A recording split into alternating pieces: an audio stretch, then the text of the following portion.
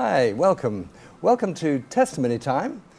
We have a very exciting program for you this afternoon. We've got Christine Eastell, who had a near-death experience, and she'll be telling us about this. And this is a really, really interesting subject. We have actually two guests, Christine Eastell and Pastor Rod Lewis, and they both had near-death experiences, and one went to heaven and one went to hell. So I want you to introduce you straight away to my guest, who's been a good friend of mine for many, many years. Christine, welcome to the show. Thank you, Richard. It's very nice to have you on the show. And where have you come from today? I've come from Suffolk on the train, which actually was early, so I managed to get here in plenty of good time. Good. Now, we've been talking about this subject for some years, haven't we, Christine? Yes, yes. Now, tell the viewers really, what was your life like before you had your near-death experience? My life before the experience was very settled, very good. Yeah. I was a regular attendance at church, as I looked after the Sunday school. I went to all the Bible studies, but I was not born again.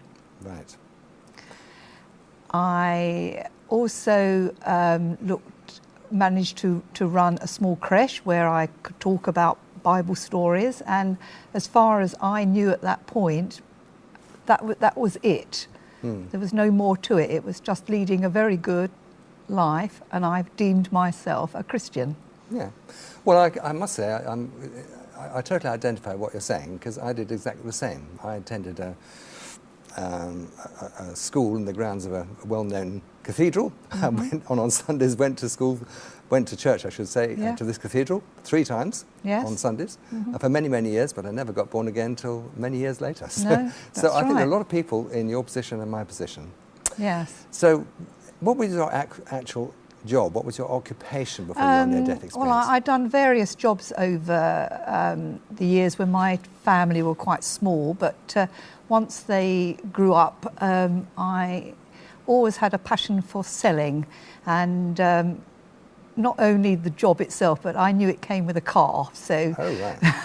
And that was quite a good incentive. So I did get a good job, and I found it very intense and very demanding, especially with a family, but it made a good income, so I carried on, and then I was offered a second job, because obviously if you become quite good at selling, you're usually headhunted, and I was offered more money, more pressure, better car, and gradually my church life just disappeared. It went from missing a midweek meeting, mm-hmm. missing an odd Sunday meeting. I always had the excuse that paperwork had to be done, visits had to be arranged. And gradually I felt I was always making excuses why I couldn't go to church. Justifiable in my own mind. It was not... people came from the church and they said, oh, I haven't seen you about. But, you know, I just, again, made an excuse and said, oh, I'll be back next week. But I never did. I never did. Work then became quite obsessive. I was always looking for a job that paid more. I became very materialistic, totally out of character, but I just got swept along with life itself, the busyness. Sure. And then, I know the story, but the viewers need to hear it. One day you were not feeling very well, is that right? No, I'd started perhaps my third job, very, very pressurised. I'd only started a few days, and there obviously wasn't sick pay then, because I'd only just started, and by then I'd lived life to the full, had a huge overdraft, and sort of worked out how much I would lose if I didn't actually go that day. So despite doctor's advice, family advice, I actually went into work. I struggled all day, and I think by 4:30 I said, could I actually go home? I was really feeling very unwell at that point. Right. So I left the office. It was on a rural road, so I thought, well, I'll stick to the same route rather than go through a town. Because I just wanted to get home a bit quicker. And I was travelling along normal speed. It was December, very wet, very misty, poor visibility, and just one moment, lack of concentration, and I crossed a white line on a rural road. And there was one car coming in the opposite direction, and I hit this particular car totally head on. Gosh. Fortunately, the driver got out of his car. Actually, to me, looking back, that was an absolute miracle, because I was told he was travelling the same speed as myself, the same model car, and should have been either fatally or very badly injured. Right. But what about yourself, Christine? Oh, myself, well, obviously an ambulance arrived, the fire crew came, cut me out the car. The whole time I was saying, leave me alone, this is too embarrassing, just take me home. And they went, yes, okay, we'll take you home now. Yes. Caused a huge traffic jam on a Friday afternoon, feeling very embarrassed about it all. Put me in the ambulance and took me off to the Queen's Medical Centre in Nottingham. Right. Straight to intensive care. Right. And machined up. And at that moment I was not particularly conscious, and I was put on a life support machine, and so which did everything for me. So I don't remember much of that. And what actually injuries did you sustain? I know you fractured various things, didn't you? Oh, I did. I had quite a lot of impact injuries from the wing mirror, the inside door mirror, the steering wheel. The actual front of the car actually hit my knees, so they were broken. My face was totally, there was my jaw, my nose, my cheekbone. I was totally everything. My sternum, ribs. I think actually it's easier to say what was actually left intact than what wasn't. You were in real trouble. I was in real trouble, but the main injury, broken bones can be mended, but the main injury was the internal from the steering wheel. The steering wheel impacted your tummy, your abdomen.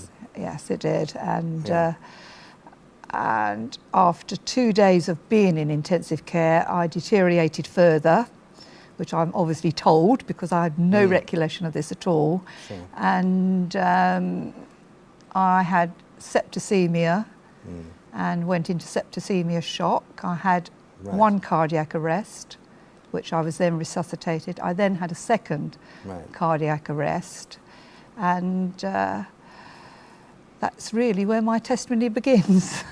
Well, so you were in a very, very serious and critical situation. I think they called the family in, hadn't they? They called my family from Suffolk. That's where I live now. They called them in. They called my daughter from Scotland, who her company flew her down sort of very quickly. And the doctor just said, well, just sit there, because the level of septicemia your daughter has, we've never seen anyone recover from it, so obviously prepare yourself for the worst. And that's what they did. Dear. So it wasn't a very happy situation. No, it wasn't. No. Well, we're going to carry on with Christine's testimony in just a moment, but we're going to take do a little video clip now. It's of Lazarus and the rich man, taken from Luke chapter 16, to hear what Jesus himself said about heaven and hell. So if we can actually see if we can see this video clip, Lazarus and the rich man. And remember, this story comes from Jesus himself. A lot of people have problems believing in heaven and hell, but remember, it's Jesus who actually said it. Thank you.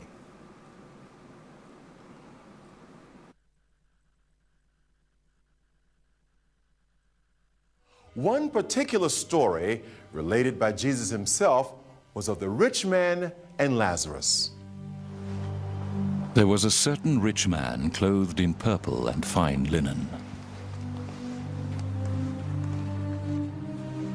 And there was a beggar named Lazarus, who laid at his gate full of sores, and desired it so to be fed with the crumbs which fell from the rich man's table.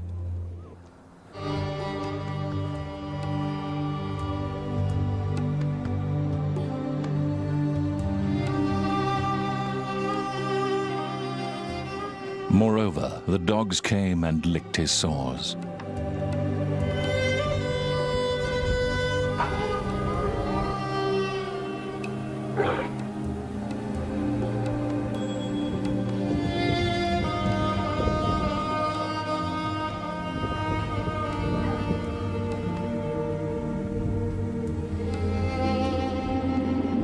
And so it was that the beggar died, and was carried by the angels unto Abraham's bosom.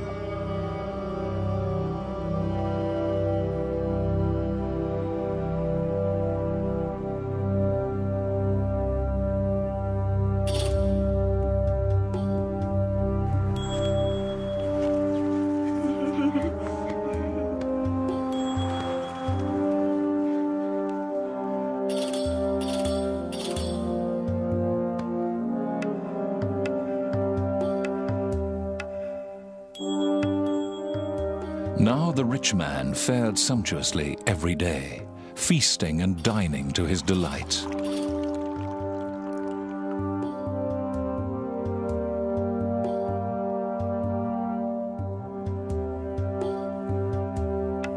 But it came to pass that he too died, and awoke in Hades. And while in torment, he looked up and saw Lazarus and Abraham afar off. Father Abraham, have mercy upon me. Send Lazarus to this vicar in water and cool my tongue. I am in agony in this fire. My friend, remember that while you lived, you had everything good, and Lazarus everything bad. Now he is at peace, and it's you who are in pain. And besides, there's this great chasm between us that no one can cross over. Abraham, please send Lazarus to my father's house. I have 5 brothers. Do not let them come to this terrible place. Your brothers can read what Moses and the prophets wrote. That's what they should pay attention to. It's not enough. If someone from the dead were to go to them and tell them, they would turn to God. If they won't pay attention to Moses and the prophets, they won't even listen to someone who comes back from the dead.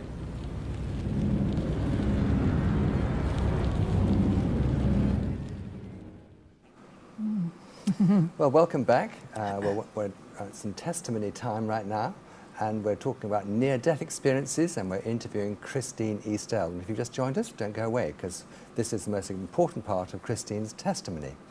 So, Christine, you were telling us how you were in septicemic shock, and Yes. you had a cardiac arrest. In fact, you had 2, and Yes. then you died. Tell us what Yes. happened next. My spirit left my body, and it's started to go down into a very deep, bottomless pit. It was very, very black. I'm often asked black, but it was something that was worse than black.